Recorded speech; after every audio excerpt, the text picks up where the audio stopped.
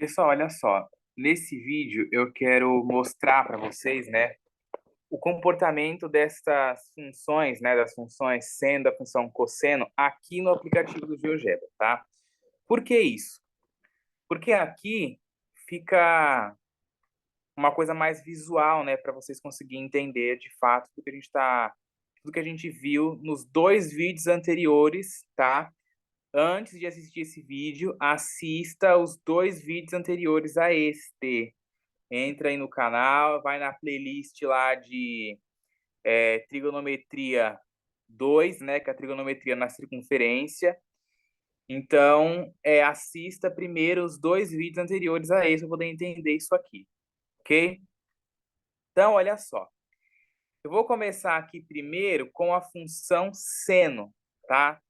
Se você for uma pessoa aí observadora, você vai ver que este gráfico aqui, ele é o gráfico da função seno. Eu vou colocar aqui, ó, a função seno elementar. Qual que é a função seno elementar?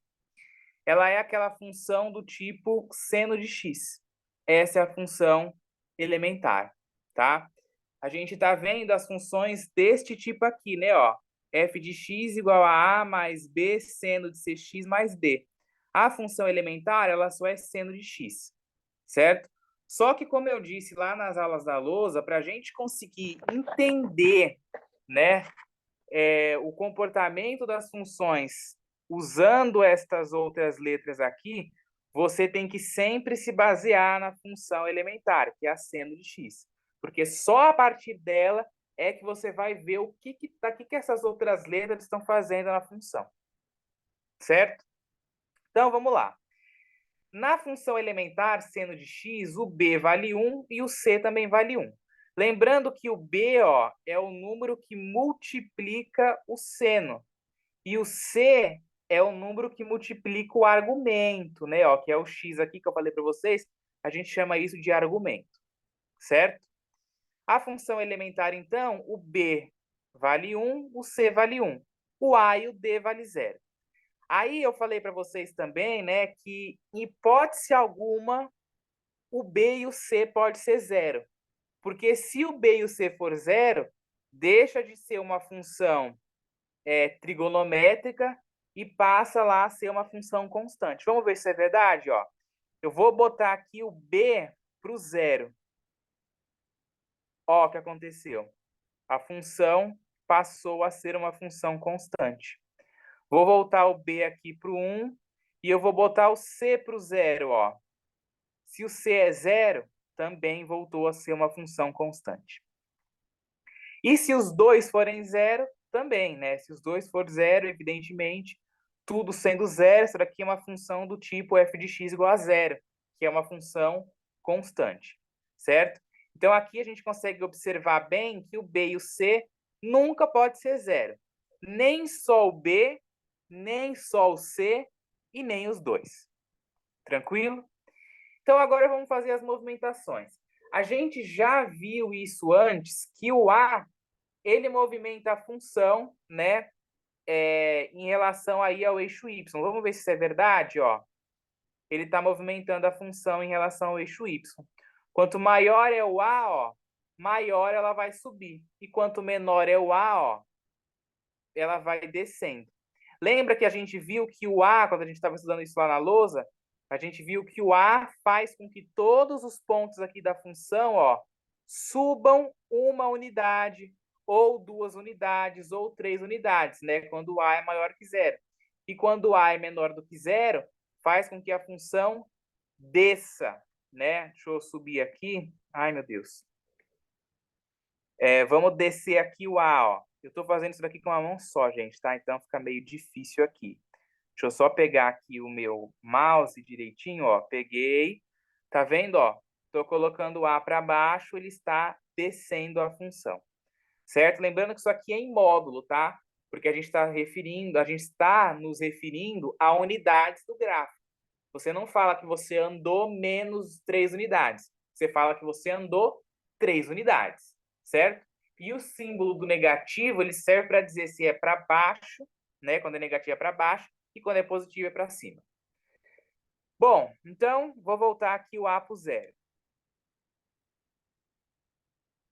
Pronto. Agora eu vou movimentar o B. Vamos ver o que vai acontecer quando eu movimentar o B? Ó, o que aconteceu? A minha função aqui, ó, ela foi aumentada na sua amplitude, ó. Tá vendo? Ó, quando B é 1, a amplitude dela é pequenininha. Quando B é 2, a amplitude aumenta. Quando é 3, aumenta mais ainda. Certo? Deixa eu aumentar aqui, ó, para aparecer os números aqui, tá vendo, ó? Lembra que eu disse que quando você está aqui no B, né, que o B é o número que multiplica o seno, é só você pegar e multiplicar todos os valores dos ângulos notáveis, né?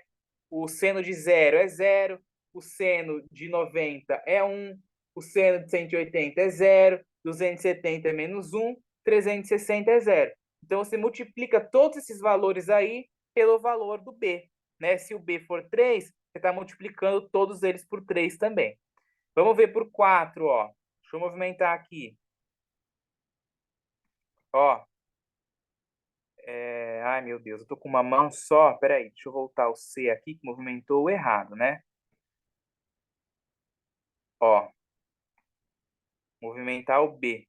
Tá vendo, ó? Cada vez que você movimenta ele, ela aumenta. E quando você movimenta para o lado negativo, ó, a mesma coisa, só que ao contrário. Concorda? Ó, você viu que ela mudou? A onda mudou aqui de lado, ó. Olha o 1, olha o menos 1. Olha o 1, olha o menos 1. Mas a ideia é a mesma, né? Ó, quando você multiplica pelo número negativo, ele também aumenta a amplitude, porque a gente está trabalhando em módulo, né? Quando a gente está trabalhando com unidades de gráfico, a gente trabalha sempre em módulo. Bom, então eu vou voltar aqui o B para o 1. Se ele for, né? Se ele me ajudar aqui, que esse computador ele está com graça. Pronto. B aqui foi para o 1. Agora eu vou movimentar o C. Tá? Lembrando que essa daqui é a função elementar, né? Ó, o A é 0, o D é 0 e o B e o C é 1. Vou movimentar o C, ó. Vamos aumentar o C. Ó, o que aconteceu quando eu aumentei o C aqui, ó? A função está se achatando, não é? Ó, ela está se, desculpa, está se comprimindo, né? Ó, quando eu aumento o C, ela comprime. E quando eu diminuo o C, ela achata, né? Ó, ela aumenta aqui. Tá vendo? Ó? E quando eu diminuo para o lado negativo, a mesma coisa, só que ao contrário. Tá vendo? Ó? Ela vai se achatando, tá? Mas, desculpa, vai se confunde essa palavra achatando com comprimindo. Ela vai se comprimindo, né? Comprimir é juntar, achatar é deixar mais larga, tá? Então ela está se comprimindo, certo? Ó, quando eu aumento, ela comprime. Quando eu diminuo, ela também comprime, certo? Vamos ver o que o C faz com a função, que a gente já viu lá na lousa, mas agora a gente está vendo no gráfico. Ele movimenta a função em relação ao eixo X, ó. Você está vendo que a função está andando, ó, em relação ao eixo X? Consegue observar? Ela anda nesta direção aqui, ó, em relação ao eixo X. Diferentemente do A. O A movimenta a função em relação ao eixo Y, ó. Tá vendo? O Y sobe e desce. O D movimenta para a direita ou para a esquerda. Direita, esquerda, direita, esquerda, direita, esquerda. Certo? É isso aí que essas letrinhas fazem com a função. Tá bom, então eu vou colocar aqui, ó, no zero. Vou voltar aqui para o zero. Aí você vai se perguntar: ah, mas e o cosseno? É a mesma coisa? É, não muda nada. Certo? Ó, coloquei aqui a função elementar do cosseno, né? Ó. Se eu aumento A, ela anda aí, ó, em relação ao eixo Y. Certo? Se eu aumento B, ela faz o quê? Aumenta a amplitude, né? Ó, para um lado e para o outro. Certo? O C achata, né? Achata ou comprime. Tá vendo, ó? E o D faz o quê? Anda em relação ao eixo X, né, ó? Anda em relação ao eixo X. Então, aqui fica visual da gente ver aquilo que eu falei para vocês, né? Lá na lousa eu mostrei, eu falei, um gráfico eu fazia com seno, o outro gráfico eu fazia com cosseno. Por que que eu fazia isso? Porque não importa. O seno e o cosseno, eles têm comportamentos iguais, certo? No A, no B, no C e no D, eles têm comportamentos iguais.